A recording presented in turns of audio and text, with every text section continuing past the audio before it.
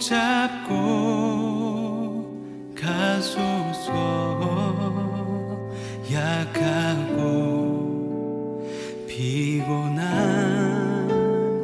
이 몸은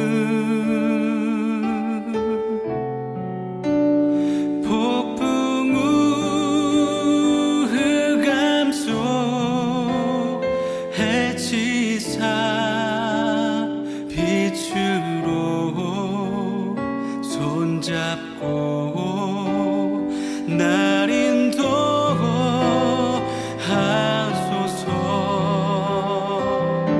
주님 여기서는 이 손을 꼭 잡고 가소서. 약하고 피곤한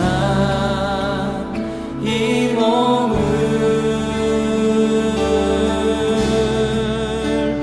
폭풍 후 흑암 속 해치사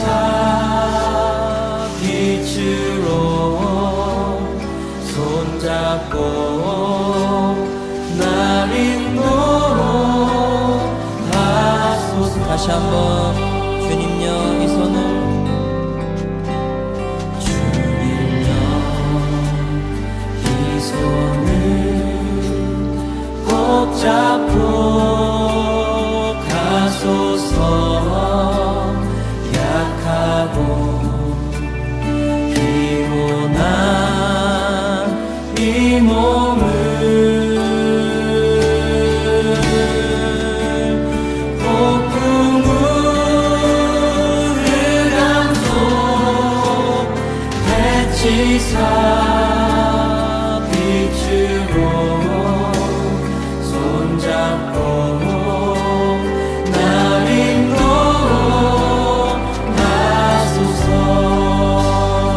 인생이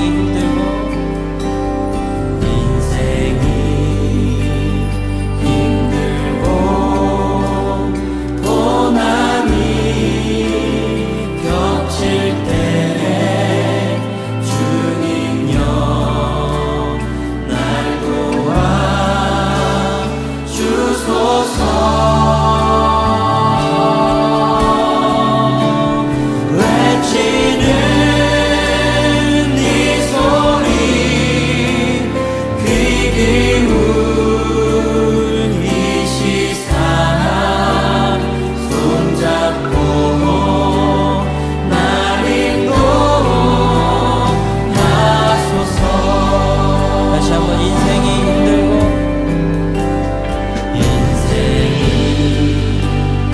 힘들고 고난이 겹칠 때 주님여 날 도와 주소서.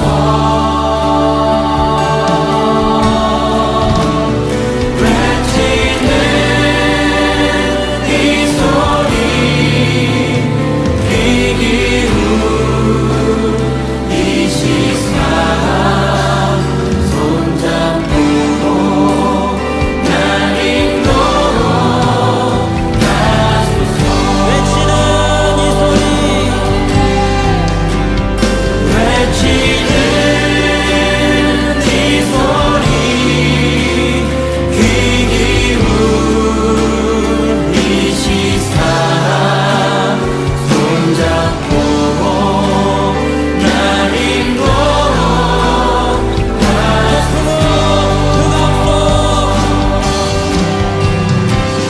폭풍은 흑암 속 해치사 빛으로 손잡고 날 인도하소서.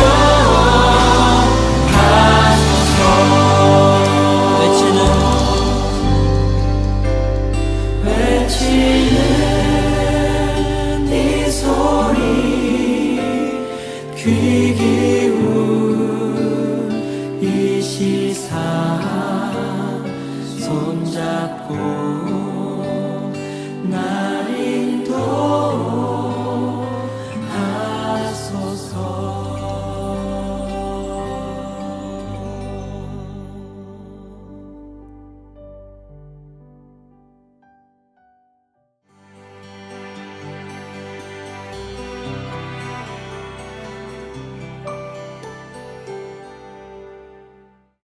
오늘 우리에게 주시는 하나님의 말씀을 같이 읽겠습니다.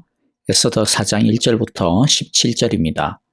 모르드게는 이 모든 일을 알고서 옷을 찢고 굵은 베옷을 걸치고 죄를 뒤집어 쓴 채로 성 안으로 들어가서 대성통곡을 하였다. 그런데 굵은 베옷을 입고서는 어느 누구도 대궐문 안으로 들어갈 수 없었으므로 그는 대궐문 밖에 주저앉았다.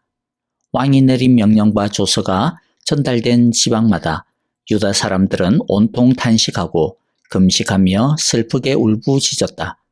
모두들 굵은 베옷을 걸치고서 제 위에 누웠다.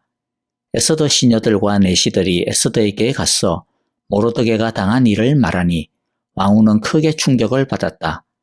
에스더가 모르드게에게 옷을 보내며 굵은 베옷을 벗고 평상복으로 갈아입기를 권하였지만 모르드게는 듣지 않았다. 에스더는 왕이 자기를 보살피라고 보내준 궁전 내시 가운데서 하닥을 불러서 무엇 때문에 모르드게가 괴로워하는지 왜 그러는지 알아보라고 하였다. 하닥은 대검문 앞 도성 광장에 있는 모르드게에게로 갔다. 모르드게는 자기에게 일어난 일을 처음부터 끝까지 하닥에게 모두 이야기하였다. 하만이 유다 사람을 모조리 없애려고 왕의 금고 출납을 맡은 관리들에게 주어 입금하겠다고 약속한 돈의 정확한 액수까지 밝혔다. 모르드게는 수산성에 선포된 유다 사람을 전멸시키라는 칙령의 사본을 하닥에게 건네주면서 에스더에게 그것을 보이고 설명하여 드리라고 하였다. 또한 모르드게는 에스더가 직접 어전에 나아가서 왕에게 자비를 구하고 최선을 다하여 자기 민족을 살려달라고 탄원하도록 하닥을 시켜서 부탁하였다. 하닥은 돌아가서 모르드게에게 들은 이야기를 에스더에게 전하였다. 에스더는 다시 하닥을 보내서 모르드게에게 이렇게 전하라고 하였다. 임금님이 부르시지 않는데 안뜰로 들어가서 왕에게 다가가는 자는 남자든지 여자든지 모두 사형으로 다스리도록 되어 있습니다. 이러한 법은 모든 신하들과 왕이 다스리는 모든 지방 백성들이 다 알고 있습니다. 다만 임금님이 금으로 만든 규를 내밀어서 목숨을 살려주실 수는 있습니다. 그런데 임금님이 나를 부르지 않은 지가 벌써 30일이나 되었습니다.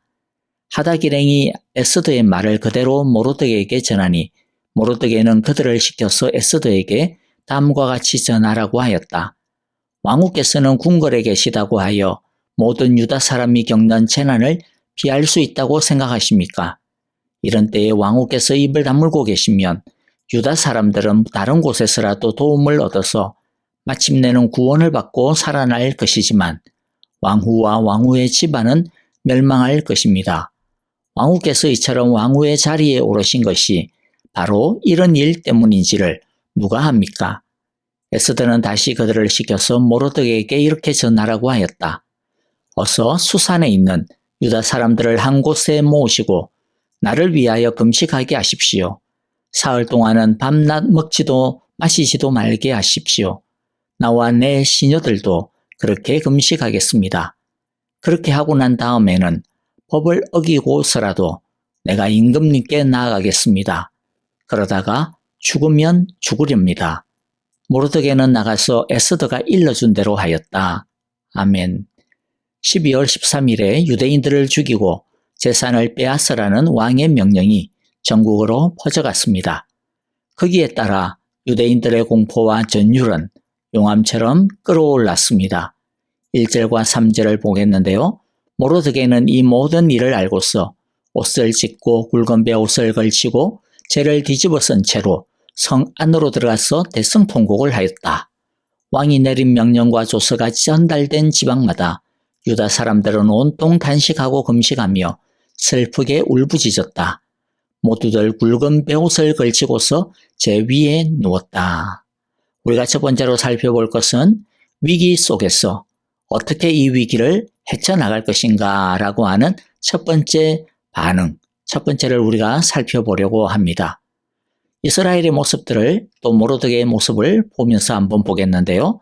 두려움, 염려, 불안에 빠졌을 때 이들은 어떻게 반응을 하고 있습니까? 무엇을 붙들며 의지하고 있습니까?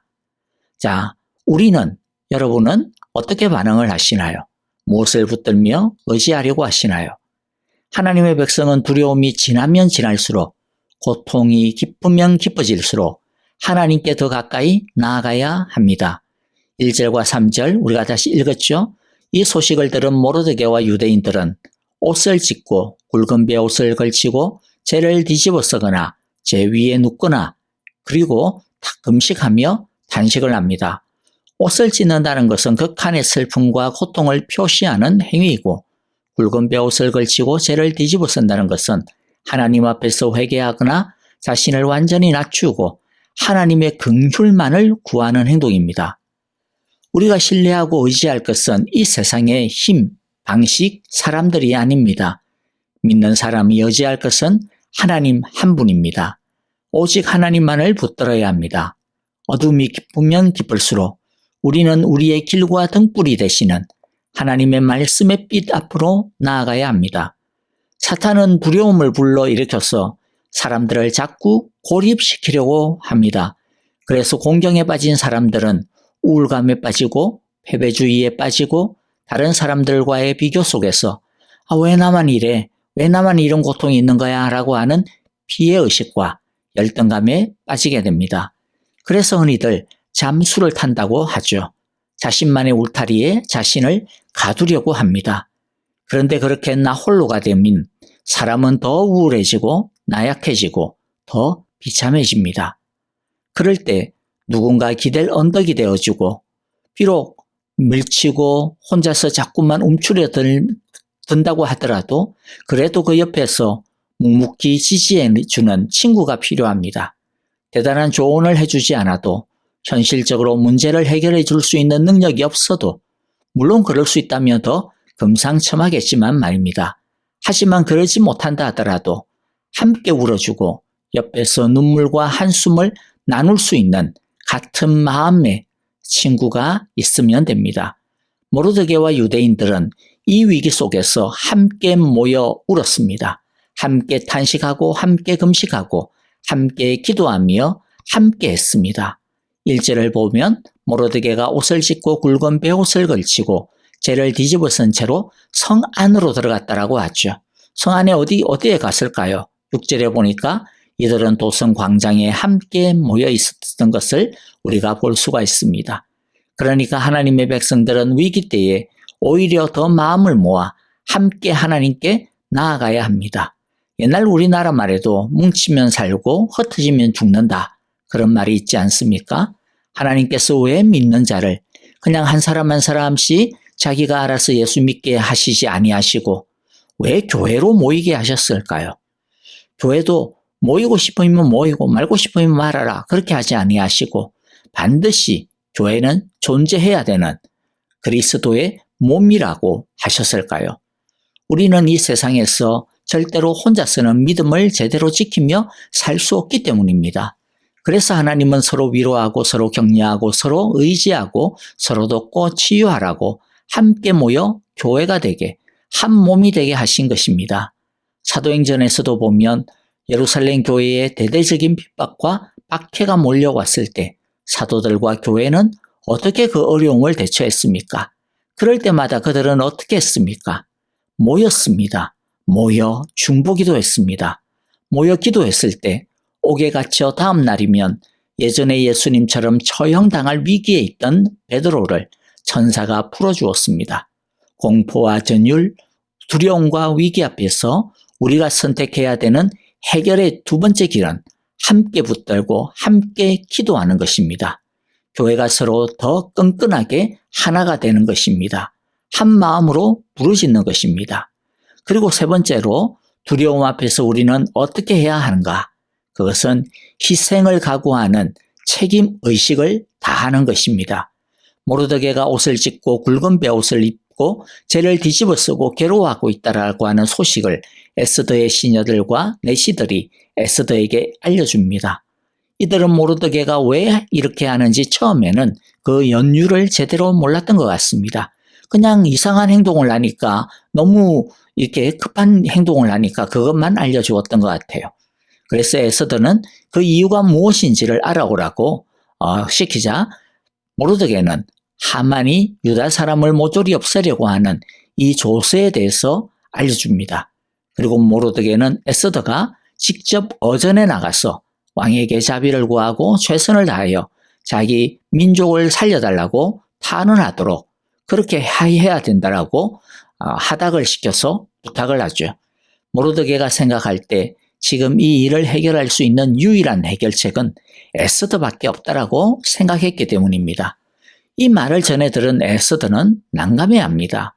왜냐하면 하필이면 요즘 왕이 자기를 잘 찾지 않고 있어가지고 언제 왕을 볼 수 있을지 기약을 자신할 수 없었고 또 왕이 부르지도 않는데 자기가 먼저 왕에게 나아갈 수도 없는 그렇게 함부로 나아갔다가는 죽게 되어지는 현실적인 어려움이 있었기 때문이죠. 그런 형편을 모르드게에게 전합니다. 에스더가 이렇게 반응을 했던 것은 모르드게가 오해하고 있듯이 이 일에 끼어들기 싫어서거나 어려움을 피하고 싶다거나 혼자 살겠다라고 하는 그런 나쁜 의도는 아니었을 겁니다. 뭔가 해야 되기는 해야 되겠는데 그런데 할 수가 없는 현실적인 돌파구가 보이지 아니하는 답답한 상황을 토로한 것이었을 겁니다. 그런데 이 말을 들은 모르드게는 더 단호하게 촉구합니다. 13절 14절이죠. 모르드게는 그들을 시켜서 에스더에게 다음과 같이 전하라고 하였다.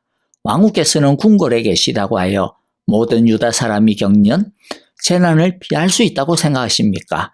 이런 때에 왕후께서 입을 다물고 계시면 유다 사람들은 다른 곳에서라도 도움을 얻어서 마침내는 구원을 받고 살아날 것이지만 왕후와 왕후의 집안은 멸망할 것입니다. 왕후께서 이처럼 왕후의 자리에 오르신 것이 바로 이런 일 때문인지를 누가 합니까? 모르드게가 그동안 금식하고 기도하면서 깨달은 것이 무엇이 있느냐 하면 그것은 하나님께서 에스더를 왕후가 되게 하신 것은 바로 이 일을 위한 하나님의 섭리다라는 겁니다. 모르드게는 믿음으로 이것을 에스더에게 깨우쳐 줍니다. 물론 현실적으로는 죽음을 각오해야 하는 일이지만 그러나 구원과 죽음은 하나님의 손에 달려있는 것이니까 그것을 믿으라는 것이죠. 그리고 자기 혼자 살겠다고 자기의 책임을 다하지 않으면 도리어 하나님이 에스더를 심판하실 것이고 하나님은 다른 방법을 통해서라도 이스라엘은 구원을 하실 것이다 라고 하는 것이죠. 그러므로 하나님을 신뢰하고 하나님께서 주신 사명과 책임을 죽기를 각오하고서라도 피하지 말고 최선을 다하라는 겁니다. 우리가 위기 때 하나님을 의지하고 신뢰해야 한다. 그런 말을 오늘도 제가 하고 많이 하지 않습니까? 근데 이 말은요, 하나님이 내가 신뢰하니까 알아서 다 해주시겠지 하고 손 놓고 구경하고 있어야 된다라고 하는 그런 뜻이 아닙니다. 하나님께서 맡기신 우리의 위치에서 자신이 할 수 있는 최고의 희생을, 책임을 치러내야 합니다. 책임을 다해야 합니다. 그러다가 희생을 치러야 한다면 감수해야 하는 거죠. 그리고 그 모든 것은 하나님의 손에 달려있다. 그것을 신뢰하고 그것을 의지하고 하나님께 매달리는 것이죠. 자, 정신을 바짝 차린 에스더는 모르드게에게 이렇게 당부합니다. 16절이죠. 어서 수산에 있는 유다 사람들을 한 곳에 모으시고 나를 위하여 금식하게 하십시오. 사흘 동안은 밤낮 먹지도 마시지도 말게 하십시오. 나와 내 시녀들도 그렇게 금식하겠습니다. 그렇게 하고 난 다음에는 법을 어기고서라도 내가 임금님께 나아가겠습니다. 그러다가 죽으면 죽으렵니다. 에스더는 죽기를 각오하고 왕 앞에 나아가겠다라고 합니다. 그러나 자기 혼자의 힘으로는 할 수 없는 일이라고 하는 것을 고백하죠. 자신을 위해 수산에 있는 유다인들과 3일 밤낮으로 금식해달라고 함께 기도하자라고 요청합니다. 에스더는 하나님의 도우심만을 의지하며 민족을 위해 자신은 자기의 책임을 생명을 겁니다. 에스더의 이러한 태도는 위기를 돌파하는 우리에게 너무나 핵심적인 것을 가르쳐 주시는데요. 자, 우리 이제 이것을 좀 정리하면서 위기를 돌파하려면 어떤 자세가 필요한가? 우리 이것을 마무리하면서 정리하도록 하겠습니다. 첫 번째가 뭐였습니까? 에스더의 태도에서 보니까 공동체의 중보가 필요합니다. 또 금식이 필요합니다. 즉 위기를 돌파하려면 오직 하나님만 더 신뢰하고 붙들어야 합니다. 하나님 아닌 것을 붙드는 것이 있다면 과감하게 청산하고 끊어야 합니다. 하나님이 도와주지 않으면 죽는다라고 하는 오직 하나님만 의지하고 하나님의 은혜만을 구하는 갈망이 필요합니다. 금식은 하나님이 도와주지 않으면 않도록 그렇게 하나님만을 붙드는 겁니다. 또 위기를 돌파하려면 책임을 회피하지 않고 죽으면 죽으리라는 죽기까지 책임을 지는 희생정신, 열정이 필요합니다. 예수님의 예도 보십시오. 예수님이 죽으심으로 우리가 생명을 얻었습니다. 예수님이 채찍을 맞음으로 우리가 나음을 입을 수 있었습니다. 여러분, 우리의 삶에 종종 밀려오는 위기의 파고를 만날 때에 이러한 지혜로 거뜬하게 헤쳐나갈 수 있게 되시기를 간절히 기도하고 바랍니다.